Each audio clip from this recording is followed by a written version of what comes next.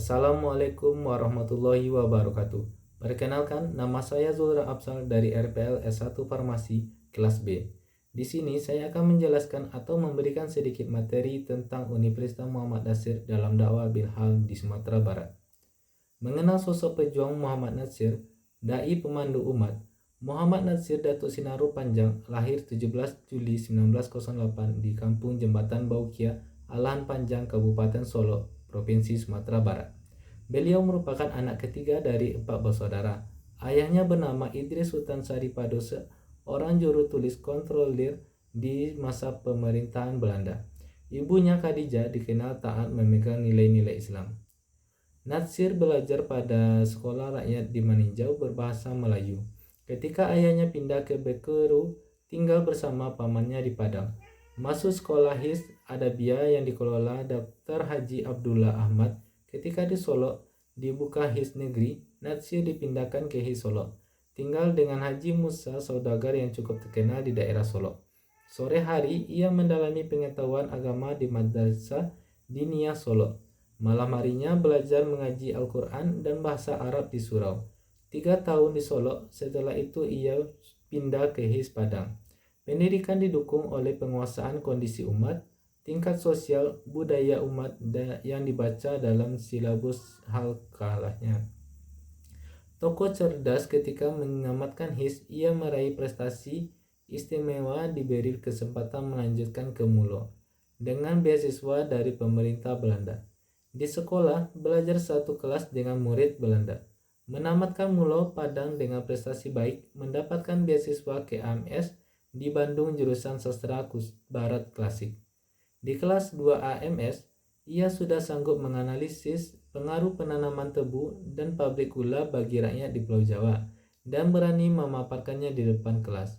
Sebagai seorang yang hidup dalam suasana tradisi religius yang kuat, ia menilai pola pendidikan penjajahan Belanda tidak sesuai dengan harapan bangsanya. Kiprah Muhammad Nasir menanjak ketika menjadi anggota KNIP pada tahun 1945 sampai 1946. Pada tahun 1967, Muhammad Nasir menggagas dan mendorong didirikannya Rumah Sakit Islam Ibnu Sina di Bukit Tinggi yang kelak berkembang menjadi Yarsi Sumbar dan Universitas Muhammad Nasir. Pada tahun 1991, menerima gelar Dr. Honoris Causa dari Universitas Kebangsaan Malaysia Kuala Lumpur dan dari Universitas Sence Penang, Malaysia dalam bidang pemikiran Islam. Kedua penghargaan dan penghormatan akademik internasional ini tidak bisa dihadiri oleh Bapak Muhammad Nasir karena dilarang oleh pemerintah Orde Baru.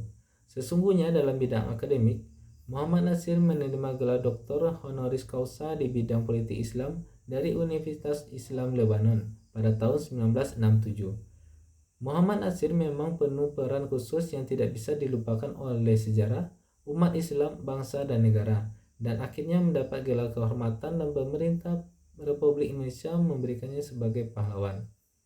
Membina kerjasama dan ukhuwah, memajukan pendidikan berkualitas, membangun masyarakat sehat dalam bimbingan syariat agama Islam, mewujudkan rahmatan lil alamin. Dakwah adalah didikan dan ajakan. Dakwah Islamiyah pada hakikatnya suatu usaha yang digerakkan secara sadar, terarah dan terpadu, mengubah seseorang, sekelompok orang, atau suatu masyarakat menuju keadaan yang lebih baik sesuai perintah Allah dan sunnah Nabi Muhammad SAW. Tujuan dakwah tidak boleh berubah, yaitu upaya membinanya menjadi umat kokoh akidah dan kuat kepribadiannya, memiliki akhlak al-karimah. Bidang dakwah itu tidak dapat dipisahkan dari masalah-masalah keumatan, baik dalam arti sempit maupun arti luas. Universitas dengan sendirinya mau tak mau menjadi satu sumber tempat persemaian dari calon-calon pemimpin.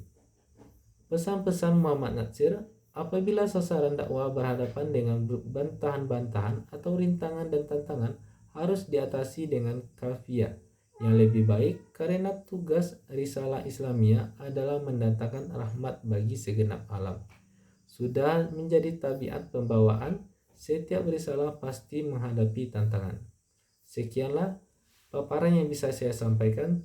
Saya ucapkan terima kasih. Assalamualaikum warahmatullahi wabarakatuh.